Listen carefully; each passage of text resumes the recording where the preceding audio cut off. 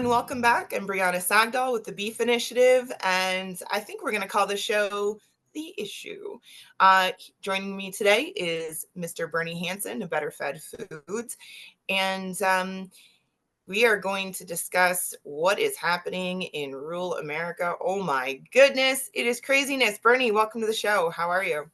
Great, Brianna. Good to see you. Always great to talk to you. Good.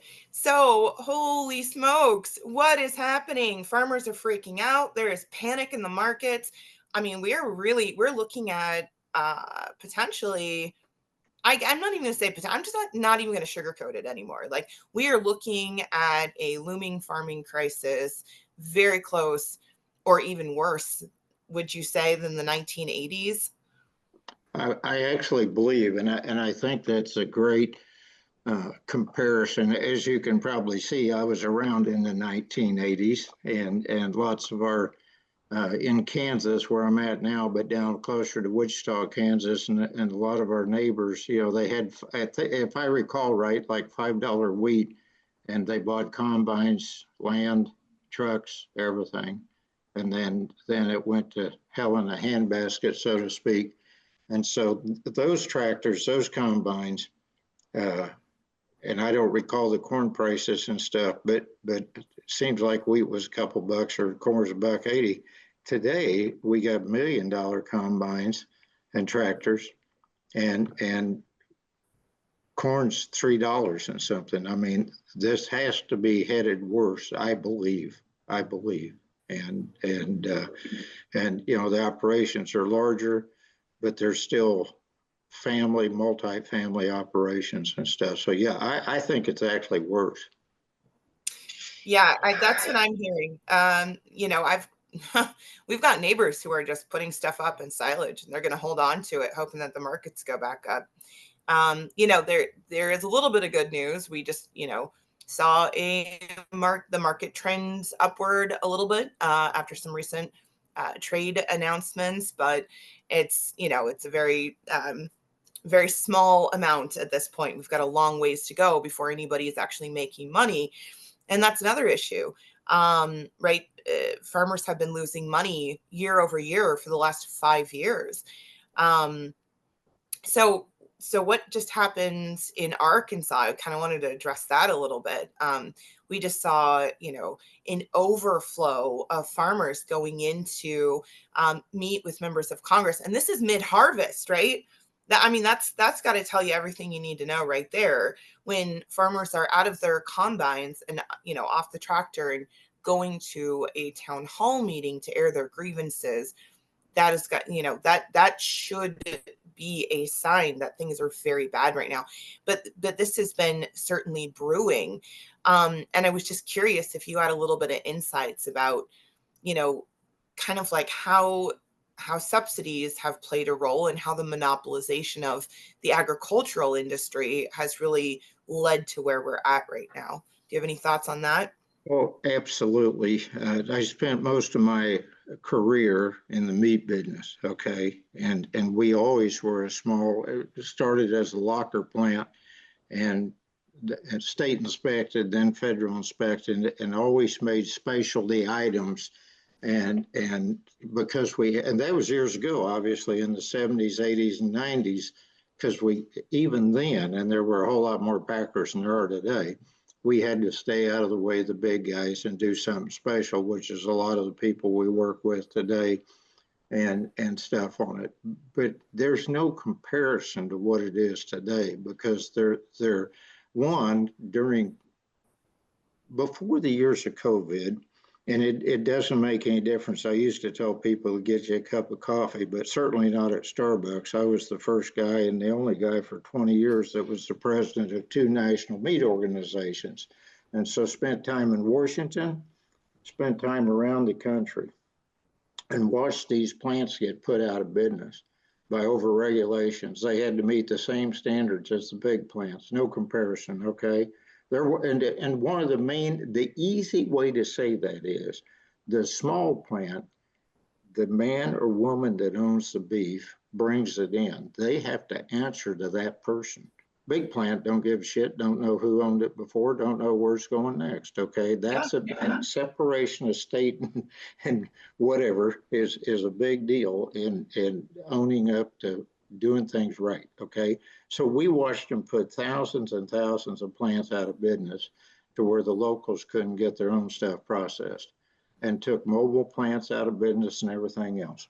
During the last administration, I'll jump up and then I'll come back. They honestly tried to help small plants and stuff, but it's so difficult to survive in the business today. Today, it's much different. Obviously controlled by the big four and stuff on it. The industry just put out a report that, so proudly said that, 63% of our sales was burger. Yeah, because that's what's out there is imported meat and very few cows to make burger out of. So bringing that together during COVID, they were putting 700 small producers out of business every month.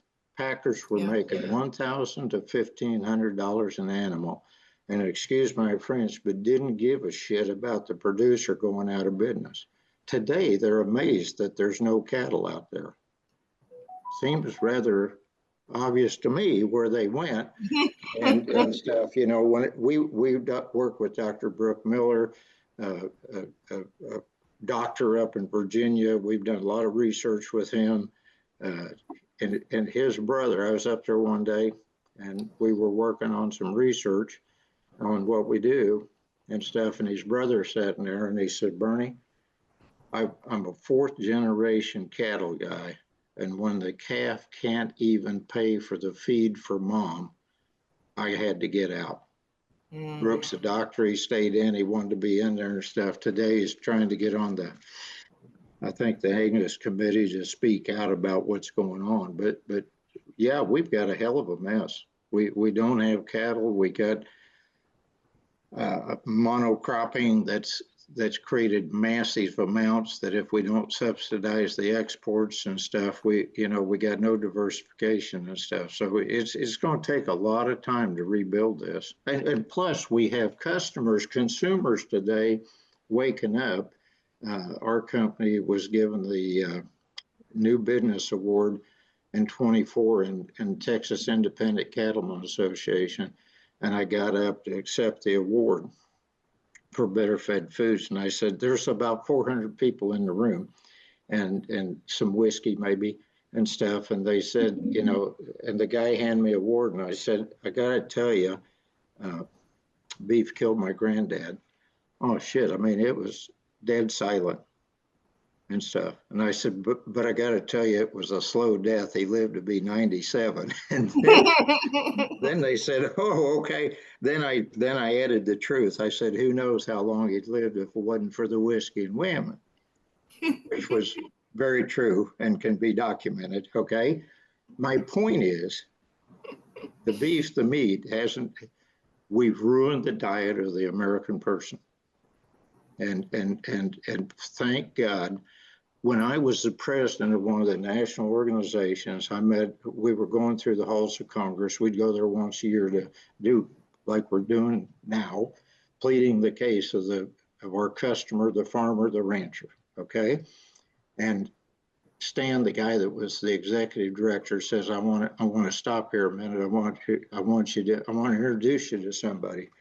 That young man he introduced to us is named Robert F. Kennedy. And he said, this young man is a good lawyer. He's going to go a long ways. And we shook his hand and we talked for a little bit, got down the hallway just a little bit. And I said, Stan, what's he do? He said, well, he works for Waterkeepers. And immediately, and that was a long time ago, I said, holy shit, Stan, he's suing our customer. He's suing the feed yards trying to put him out of business. And today, he says, I made a mistake. I'm trying to help fix this. And so the world's completely come around. He's working with some of our customers on the mall hall movement to say, I was wrong.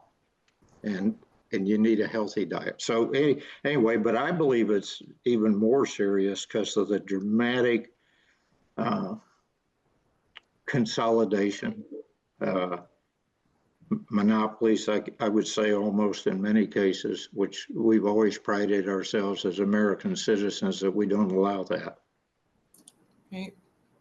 stuff. So I think it is worse.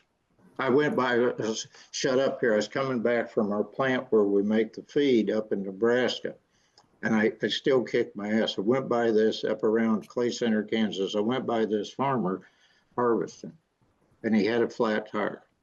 And as I slowed down. They had a truck out by the road, and I wished I'd taken a snapshot. There was over $2 million worth of equipment Yep. cutting $3 into something corn to change a flat tire. Yep. Yep. That's exactly the landscape. We're trying, how do you explain that? How do you explain what a $3 million combine payment looks like to, the average American who, might be paying rent and doesn't even understand, what that kind of payment would look like on a monthly basis, let alone what it would take to make those payments or how to structure that. Like, I think it just goes, it's just kind of this unfathomable math. And that, I think that is probably one of the biggest problems, is this disconnect, because there's less than 2% of us left out here. And the rest of the 98% believes that their food just magically appears in the grocery store. And it's like, poof, made by fairies in the back room or something. I don't know. You But I know, don't think there's that connection between how it goes from the field and becomes corn pops and or cornflakes or Nutri-Grain, Kellogg Nutri-Grain cereal bars or what have you. So yeah, there's a big disconnect, and it's obviously it's harming people's health, because ultra processed foods are an absolute nightmare for your physical, your gut, your mental health, even just your mood. But beyond that, the over subsidization of monocropping is killing our soil, it's killing our health, and it's slowly bankrupting farmers. I think this is another really important point where people feel like, well, we just need short-term aid to get through this one little bump, but really all that's doing is pushing the can down the road. yeah, And every time that these crops are subsidized without an actual market to sell them, farmers are losing money, a little bit more money every single harvest.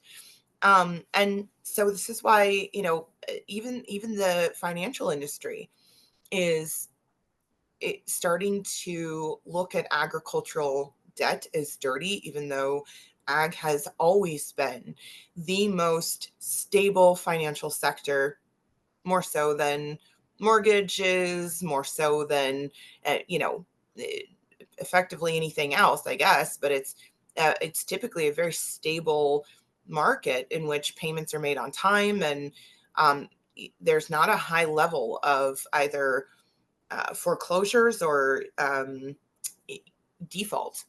So suddenly our financial institutions have decided that agricultural debt is dirty, and I feel like that happens almost before the defaults began. And it's almost like a cart and a horse type of thing, which of course then gets your brain rolling, but I won't get into that.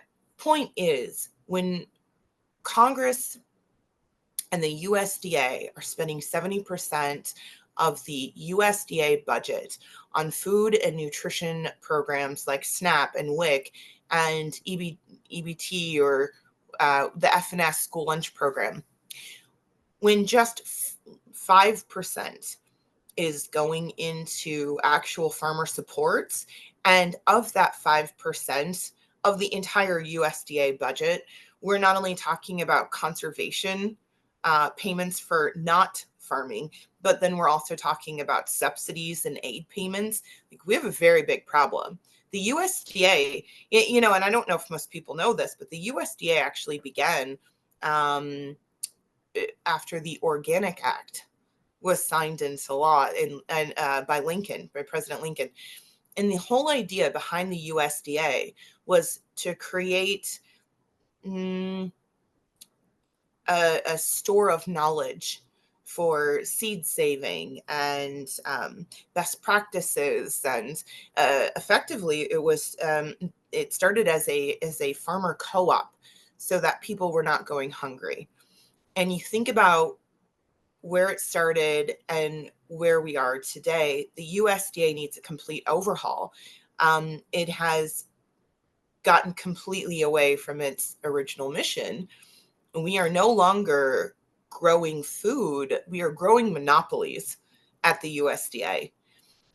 The centralized control, the revolving door, the corporate capture, all of this has led to the funneling of wealth and lands and water rights and resources into the hands of a very few. And the generational collapse of the rural American farmer. And they're being pushed into suburban areas. They're going from being feeders to eaters.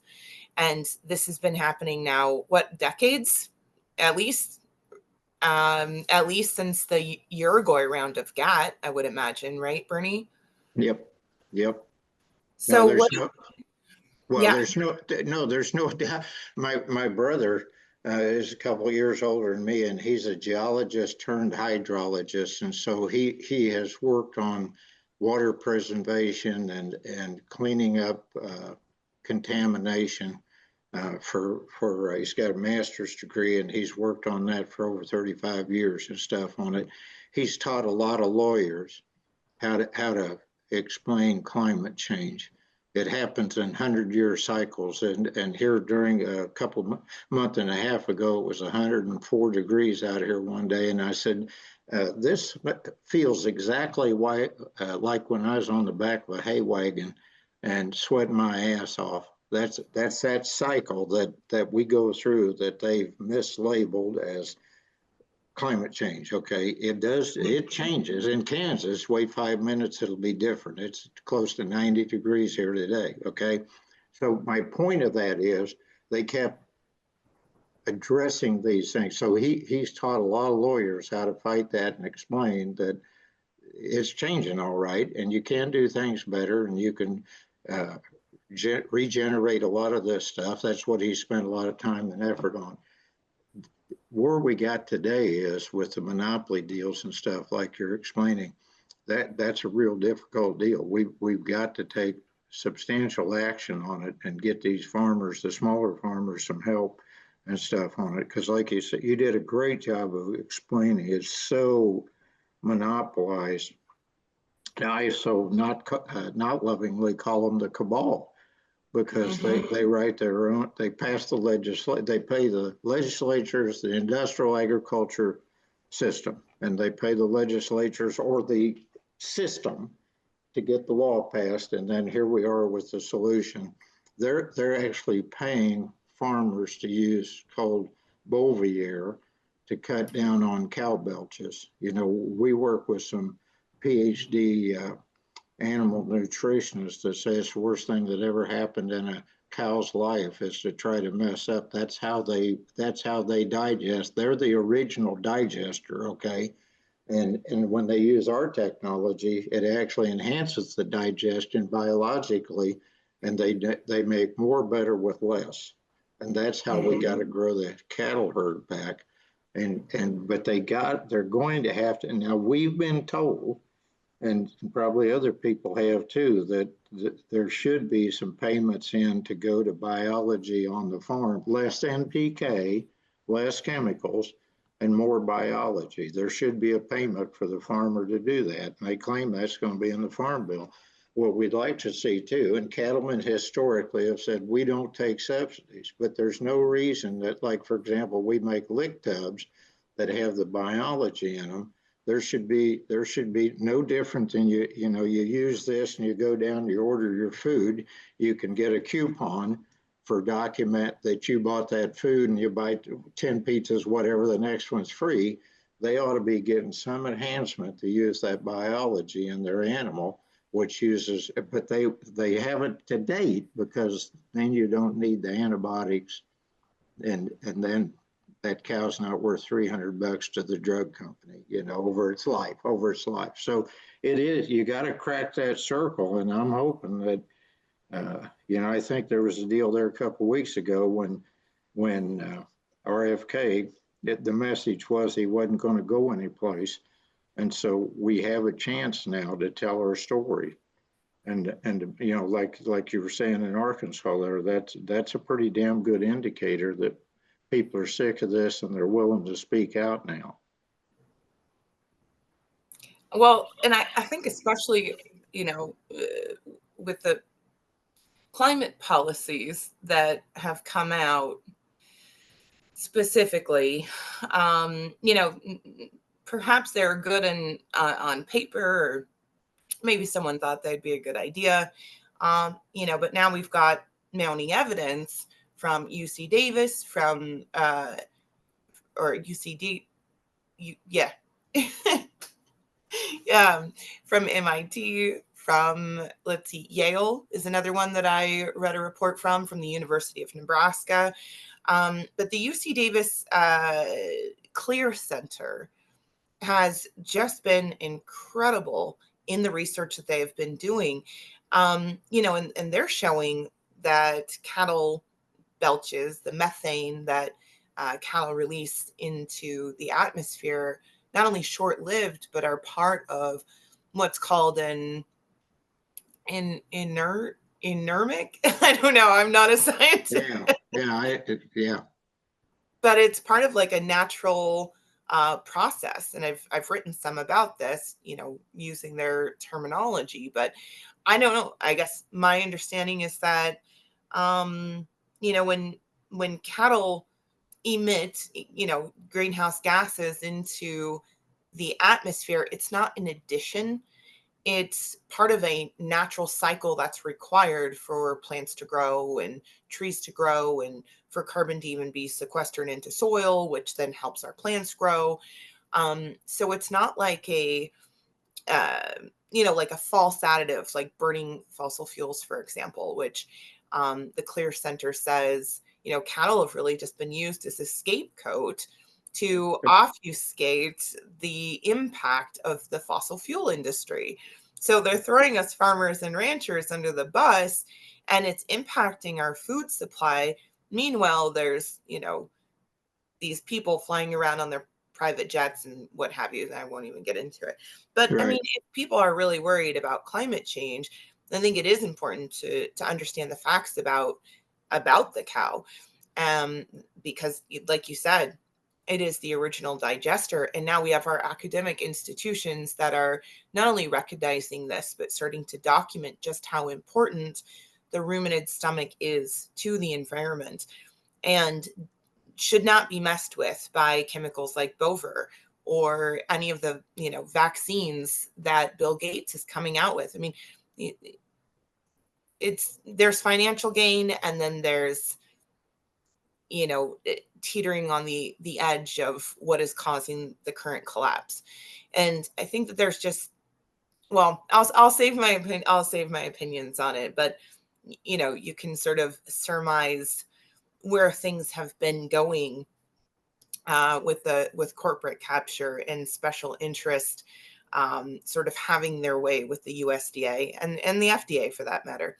But I think, moreover, Bernie, I wanted to briefly touch, before we wrap up, I wanted to briefly touch on the importance of the cow as a store of value, how the cow has paid for most of the farms that we see around us, and how basically the cow saved rural America in the 1980s, and then expand on some sort of concepts about how we can increase our herds, maybe with subsidies, right? And then,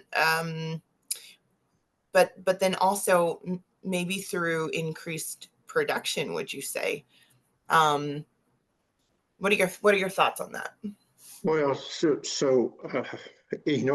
enormous and stuff on it. So From where I stand, about 80 miles to the west of Kansas City, between where I'm at and north to Nebraska and south into Oklahoma and into Nebraska some, is called the Flint Hills grassland, one of the remaining grasslands that's pretty original. They've done a good job of keeping windmills out of there. There's a lot of preservation. Okay, what that area, and it's called the tall grass prairie. These cattle roamed here for hundreds. And there was, first place is, there was way more animals on this earth than ever before. Okay, and it prospered. It didn't wash away. This grass grows in what appears to be rock and doesn't wash away. And those animals naturally rotated their grazing. Okay, and my cousin works for the Nature Conservancy. He came up when we bought a research farm. They identified 17 or 18 species of plants growing in that tall grass prairie. Those, and we got cows up there right now. They will rotate themselves and graze that deal. It just gets better every year. We had more cows on there this year. We apply biology to it, not chemicals, not fertilizer. It just keeps getting better. So there's a chance to build this thing back. There should be rewards for the producer to do that. When we use the biology on our products, it helps the animal be healthier. And a guy just told me here a couple of weeks ago, Brianna, and I was not aware of this. If you take the cow digester away, I think it's close to 40% of the food waste doesn't get recycled because the cows are recycling that with their digester and putting it back into healthy soil. So that soil keeps getting better. So the way we grow this is our products, for example, produce more semen, produce more animals, breed the cows quicker. We're going to be telling this story later this week in Montana to the Montana Angus Association on their ranch tour. And so you get more calves, they grow faster, they grow better. There's a recovery process. The producers should be rewarded for using that on their land and animal. And instead of being incentivized to raise something that then we have to pay some foreign country to take because we got it. And you made a really good statement there. When USDA was born, I think it was with due regard, but it's way off course of what it's doing today. And when that they talk about the humongous budget, but it's not going to farmers. And they just would like to be able to do business, and stuff. But the other thing is we've gone to various presentations and shows over the last. We've been working hard on the soil for 5 years. We've always worked on the feed for 20 years. But what we've seen is more monocrop farmers / ranchers. Well, they were farmer ranchers. The rancher part went away and they went to monocrop because that's how the recipe was written to do the farm program. Okay. Corn, it's like my buddy from Iowa says. He said, I get so tired of you guys in Kansas bitching about our diversity. He said, you go down the road in Iowa and the corn was on one side on the right and the beans are on the left. You go a few more miles and the beans are on the right and the corn's on the left. He said, we got a lot of diversity here. I'm going, so that's exactly what's happened. Okay. Yeah. Now we've got people saying we really screwed up when we took the cattle off our farm, and we've lost diversity in our soil. We've got it washing down. When Rick Haney graduated with the Haney test that's so important today to how you utilize the less chemical and stuff on it, his professor said on his doctoral paperwork that he graduated, but this shit's unacceptable. And he was saying that 30 years ago that we're telling the farm we're ruining the land with no diversity. They passed him, but they didn't want anybody talking about it. And now it's coming back and saying, so what you guys are doing is so important. Get these farmers back, ranchers back. Doesn't matter how many you got. Let them get their own beef processed, sell it wherever. So I just think, ever since Al Gore invented this, it's just changed our world because, and now it's putting the screws to them because the kids are sick of it and saying, wait a minute, what's happened to me? Absolutely. Absolutely. Well, it's the same exact concept as our bodies, right? Junk in, junk out.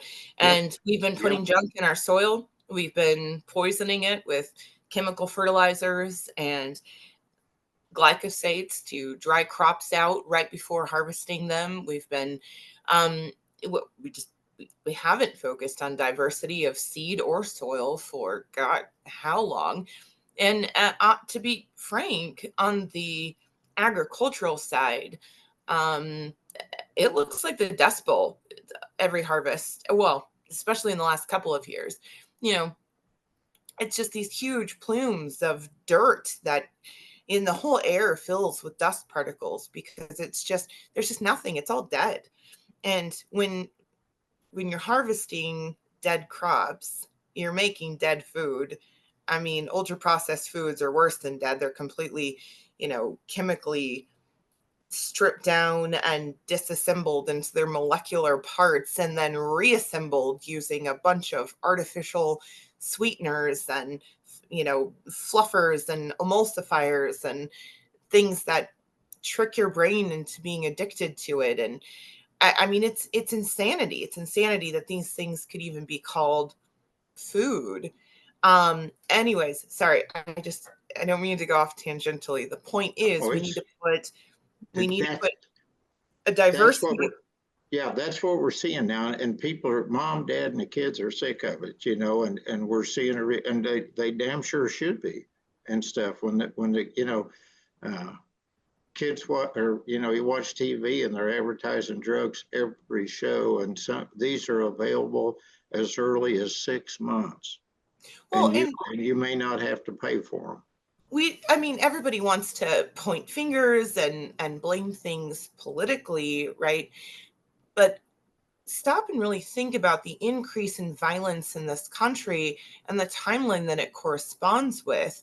Along the same time frame that we have seen an increase in violence within our country and these, you know, clear mental health issues, Yeah, we have also seen the decline of real food and the increase of ultra processed foods in Americans' diets. And it's very clear by the research that at the very least, ultra processed foods impact your mood, your depression levels, anxiety, irritability, right? So I think it is time for us as a country to really start to refocus around the family farm, around community, and start to focus on how we rebuild as a nation and create our own security. Um, National security is food security, right, Bernie? absolutely, absolutely. At least it's being addressed now. We let our precious minerals go to other countries. We shut our mines down, let them have it, and look the damn mess we got today. It was the same thing with the soil. Those are special minerals in there, special things. We use biology to help those that works in the land or animal. And one of the words you mentioned is glyphosate, and we're doing research at one of the universities. We're getting ready to make another round. When you use the biology that we use, we can actually break the glyphosate that's in the ground already down so the soil can get rid of it. You can use less glyphosate till they come up with the solution for how to kill the tough weeds, which the weeds have just changed themselves so it doesn't work, okay. I got some poison ivy out here. I've sprayed it 3 times with Roundup, and it Right. actually grows really good. They go pour the Roundup on. We love it and stuff. And so, anyway, my point is there are solutions here, but the even larger thing that you mentioned is they flat ass defunded agriculture. We hear this every day of our lives. This rancher couldn't get a loan, this farmer couldn't get a loan, and they just took agriculture out of the money trail because like you said, I think they when the lady from the EU or something says, why don't we get rid of the cattle? Because there's plenty of stuff in the grocery store.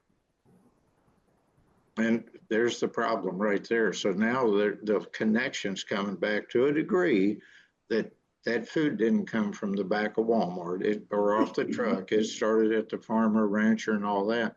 So we've got to reconnect that education, education, education. But that takes capital. That takes funding, long-term debt recovery, and we're not there yet. You know, I still hear it every day. What do you hear every day? That they need funding, that they need loan availability, Oh, right. financing on the farms, because the banks just say, nope, we're not doing it. Agriculture banks aren't loaning money to agriculture, so yeah. Um, Bernie, thank you so much for joining me. Like, this is a very difficult discussion. And I think, especially for those of us who just wanted to take on the mantle, right? That wanted to fill in for our grandparents and do our part and live this life. It's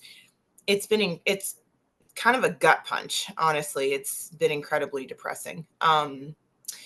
But I am grateful for people like yourself with the knowledge and experience to help guide us, especially us younger people, through these times. And I'm just wondering if you have any, ideas, any parting wisdom, any concepts, like what would you say we could do right now to help turn things around? And I'll let you kind of take us out from there. Okay. And I could have read, as you can see by looking at me, so we invented the ready to heat category, which is microwavable pot roast and stuff that's in the grocery store today. We sold that company to Hormel. And when we developed that in the late 90s, we were addressing convenience.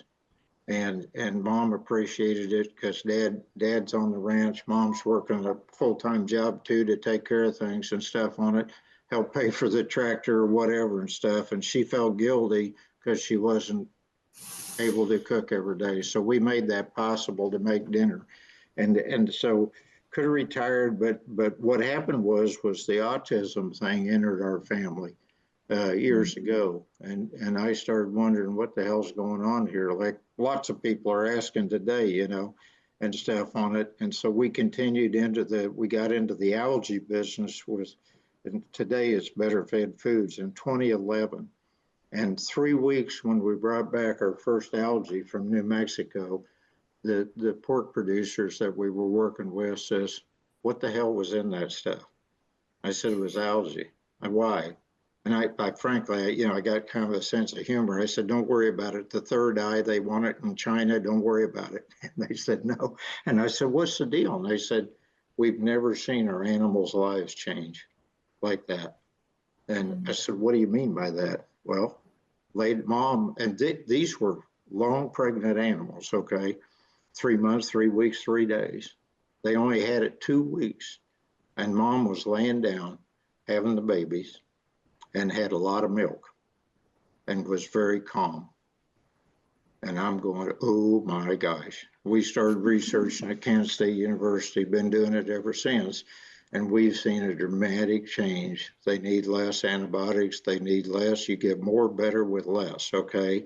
And then when all this stuff came along, we just kept pushing and pushing on it. So today, hopefully, with RFK, Brooke Rollins, all of this stuff is they realize we've got to incentivize the farmers and ranchers because all they hear is NPK, and the recipe is if you're going to make, you got to have 250 bushel corn like to pay the bill, then you need this much NPK. It's a recipe.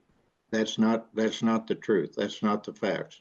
And we're working hard to appreciate to help them appreciate what biology can do. Same way in the animals and stuff. So our contention is company is the producer, rancher farmers should be paid just like they've been doing it in NCRS, where you could get paid to put a waterway in, a retention pond.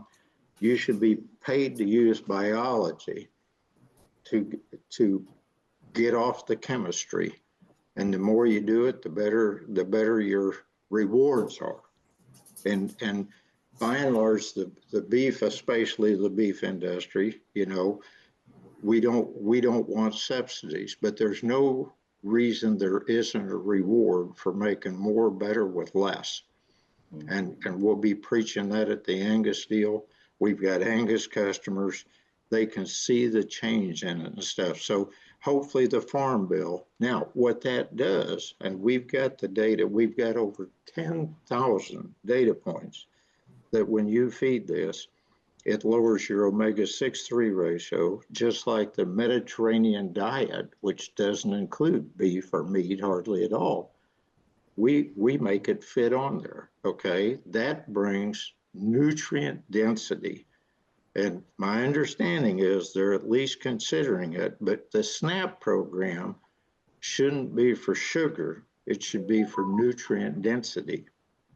And ground beef, and especially what we're doing, even makes it better. But any is way to hell better than sugar-coated cereal. Okay. Absolutely, yeah. Hey, Bernie, tell me about the event that you have coming up in South Dakota and Montana. What do you? In Montana, it's the Montana Angus Association. Actually starts tomorrow, and they tour for 2 days. It's a big event. They'll end up at the Reminisce Ranch. Brian Massard, who's been a longtime customer of ours, doing research, but also seeing the evidence that our technology works. And we'll be presenting there that afternoon. On Thursday afternoon, we'll be presenting there with Brian of what he's seen with his herd. We just killed 70, killed 70 cattle that's on our program, and his breeding and stuff. They graded 30 prime and 40 high choice. Nice. And if anything will make money, just like I said, it amazes me when they put the producer out of business, and now they're bitching that they got to pay for the animal. Anyway, that's the way I see it.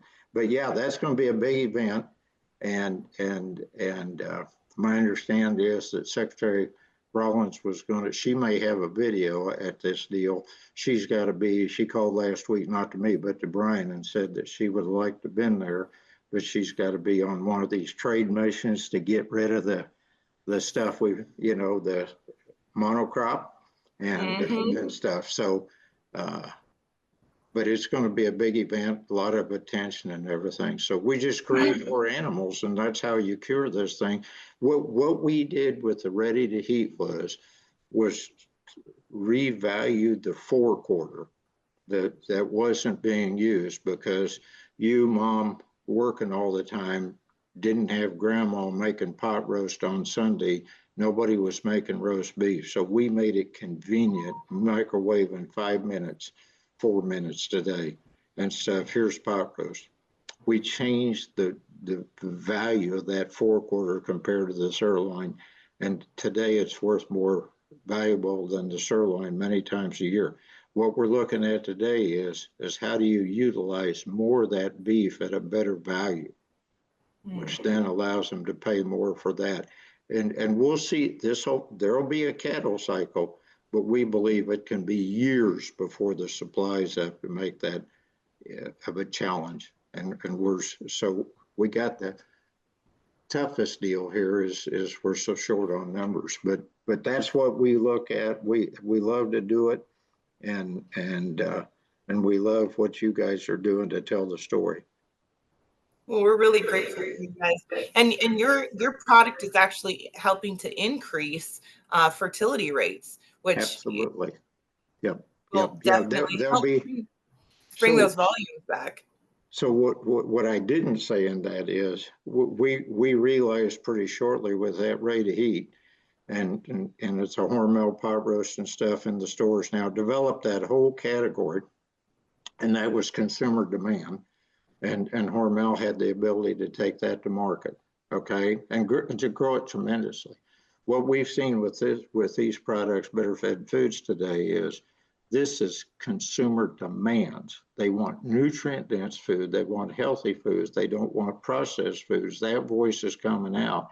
And what we do is we make it actually affects the motility of the semen. It affects the uh, we now, so we're calling it customer demands. We have producers that are actually bringing their own flyers to this deal and presenting themselves on the buses and stuff.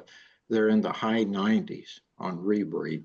And that's one way to get the cattle herd up, was when you don't lose that 28 days for the next cycle, and more Yeah. of them stay alive and live longer, and stuff on it. So we proved in a year-long dairy study in New Mexico that your replacement heifers on a dairy are basically free, because you get that many more animals.